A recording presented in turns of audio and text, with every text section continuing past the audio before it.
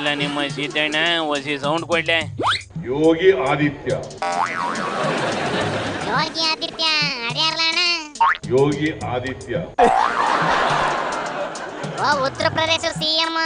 ಆ ವಯ್ಯನ ಹೆಸರು ಆದಿತ್ಯ ಅಲ್ಲಕನ, ಆದಿತ್ಯನಾಥ. ಯೋಗಿ ಆದಿತ್ಯ. ಮತ್ತು ಅರ್ಥ ಹೇಳ್ತಿಲ್ಲ ಅಣ್ಣ, ಸರಿಯಾಗಿ ಹೇಳು. ಆದಿತ್ಯನಾಥ. ಆದಿತ್ಯನಾಥ್. ಈ ಕರೆಕ್ಟ್ ಆಗಿ ಹೇಳ್ಬೇಕಣ್ಣ, ಆದಿತ್ಯನಾಥ್. ಎಂತೆದೋ ಒಂದು ನಾಥ್. ಏನೇನೇನ? ಎಂತೆದೋ ಒಂದು ನಾಥ್. ಅಯ್ಯಯ್ಯೋ ಹೋಗ್ತೇರಿ ಎಂತದ ಒಂದು ನಾಚ್ ಅಂತ ನೋಡ್ಲ ಅಣ್ಣ. ಅದನ್ನು ಕೇಳುತ್ತಾ ಇದ್ರೆ ಇನ್ನು ಅಧ್ವಾನ ಮಾಡ್ಬಿಡ್ತದೆ. ಬಿಡ್ಬಿಡ್ಲ ಮಾತಾಡ್ಲಿ. ಹೋಗ್ಕನ್ ಮಾತಾಡಪ್ಪ. ಆದಿತ್ಯನಾಥ್. ಹ್ಞೂ ಕಣ, ಅರ್ಚೇನ್ ಇವಾಗ ದೊಡ್ಡ ರಾಜ್ಯದ ಮುಖ್ಯಮಂತ್ರಿಯನ್ನಾಗಿ ಮಾಡಿದ್ದಾರೆ. ಓಂ ನಿತ್ಯಾನಂದಾಯ ನಮಃ. ಅವ್ರ ಕತೆ ಬಿಡ್ಲಣ್ಣ.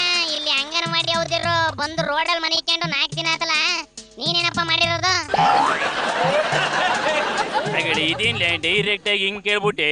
ಇನ್ಮೇಲೆ ಹಿಂಗೆ ಕಣ, ಸ್ಟ್ರೈಟ್ ಇಟ್ಟು ಅಂಗನವಾಡಿ ಅವ್ದಿರಿಗೆ 10,000 ರೂಪಾಯಿ ಕೊಟ್ರಪ್ಪ ಅಂದ್ರೆ ದುಡ್ಡಿಲ್ವಂತೆ. ಆದ್ರೆ ಯಾರನ್ನು ಹೇಳ್ದೆ ಕೇಳ್ದೆ ಇವ್ರ ಸಂಬಳಗಳನ್ನ ಡಬ್ಬಲ್ ಮಾಡ್ಕೊಂಡ್ರು ಕಣ. ಆಗ ಯಾವ ಪಾಲಿಕೆ ಹೂವೆ ಕಮಕ್ ಅಂದಿಲ್ಲ. ಅದೇನ್ ಕಡೋದು ಕಟ್ಟೆ ಹಾಕ್ತಾರೆ ಅಂತ ಡಬ್ಬಲ್ ಸಂಬಳ ಬೇಕಣ್ಣ ಇವಕ್ಕೆ.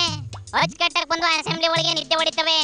ಇದಕ್ಕೇನಿಲ್ಲ ಬರೋದು ನೀವು ಅಸೆಂಬ್ಲಿಗೆ ಅಂದ್ರೆ ಕೇಳಕ್ ಹೋದವ್ರಿಗೆ ಮೂಗ್ದಾರ ಹಾಕ್ಬೇಕು ಅಂತವೆ. ಏನಂತ ಅನ್ಬೇಕಪ್ಪ ಇವಕ್ಕೆ? ಇದೇನಾರ ಕೇಳಕ್ ಹೋಗ್ಬಿಟ್ರೆ ಅದ್ರ ಸುದ್ದಿ ಬಿಟ್ಟು ನಿಮ್ ಸಿದ್ದಣ್ಣ ಬರೀ ರಾಜಕೀಯನೇ ಮಾತಾಡ್ತದೆ ಕಣ. ನೋಡಿಲಿ, ಯಡಿಯೂರಪ್ಪನವರು ಈಗಾಗಲೇ ಅಧಿಕಾರಕ್ಕೆ ಬಂದ್ಬಿಟ್ಟಿದೀವಿ ಅಂತ ತೀರ್ಮಾನ ಮಾಡ್ಕೊಂಡ್ಬಿಟ್ಟಿದ್ದಾರೆ.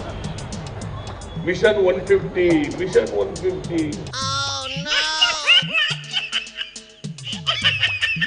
ರಿಪೀಟ್. Mission 150, mission 150. 2008ರಲ್ಲೂ ಕೂಡ ಅವ್ರ ಮೆಜಾರಿಟಿ ಬಂದಿರಲಿಲ್ಲ. ಆಪರೇಷನ್ ಕಮಲ ಮಾಡ್ಕೊಂಡು ಅವ್ರ ಮೆಜಾರಿಟಿ ಮಾಡ್ಕೊಂಡದ್ದು. ಹಂಗಾರೆ ಈ ಸತಿ ಅವು ಅಧಿಕಾರಕ್ಕೆ ಬರಕಲ್ಲ ಅಂತಲ್ಲ ನೀನ್ ಹೇಳೋದು? ನಾನು ಹೇಳ್ತೇನೆ, ಕರ್ನಾಟಕದಲ್ಲಿ ನಾನು ವಿಧಾನಸಭೆಯಲ್ಲೂ ಕೂಡ ಹೇಳಿದೆ ಜಗದೀಶ್ ಶೆಟ್ಟರಿಗೆ, ನಿಮ್ಮ ಅಪ್ರಾಣೆ ಕರ್ನಾಟಕದಲ್ಲಿ ಅಧಿಕಾರಕ್ಕೆ ಬರಕ್ಕೆ ಸಾಧ್ಯ ಇಲ್ಲ. ಮತ್ತೆ 2018ರಲ್ಲೂ ಕೂಡ ಕಾಂಗ್ರೆಸ್ ಅಧಿಕಾರಕ್ಕೆ ಬರ್ತದೆ ಅಂತಕ್ಕಂಥ ಮಾತು ಹೇಳಿದೆ. ಯಾವ ಗ್ಯಾರಂಟಿ ಮೇಲೆ ಇರ್ತೀಯಪ್ಪ ಗೆಲ್ತೀವಿ ಅಂತವ? ಅಧಿಕಾರದಲ್ಲಿದ್ದಾಗ ಏನೇನು ಮಾಡಿದ್ರಿ? ಅಕ್ರಮ ಗಣಿಗಾರಿಕೆ 1,00,000 ಕೋಟಿ ರೂಪಾಯಿಗಳನ್ನ ಲೂಟಿ ಹೊಡೆದ್ರು. 1,00,000 ಕೋಟಿ ರೂಪಾಯಿಗಳನ್ನ.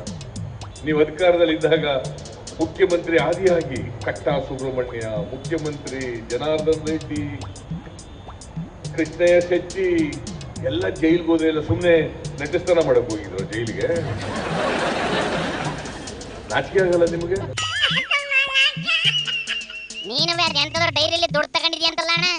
ಇಲ್ಲಿ ನಾವು ಟ್ರಾಫಿಕ್ ಈಜ್ ಔಟ್ ಮಾಡಬೇಕು ಅಂತ ಹೇಳಿ ಹೆಬ್ಬಾಳದಿಂದ ಬಸವೇಶ್ವರ ಸರ್ಕಲ್ ವರೆಗೆ ಸ್ಟೀಲ್ ಬ್ರಿಡ್ಜ್ ಮಾಡ್ತೀವಿ ಅಂತಂದ್ರೆ ಇವ್ರ ಕಾಲದಲ್ಲಿ ಅದು ಪ್ರಾರಂಭ ಆಗುತ್ತೆ 2010ರಲ್ಲಿ.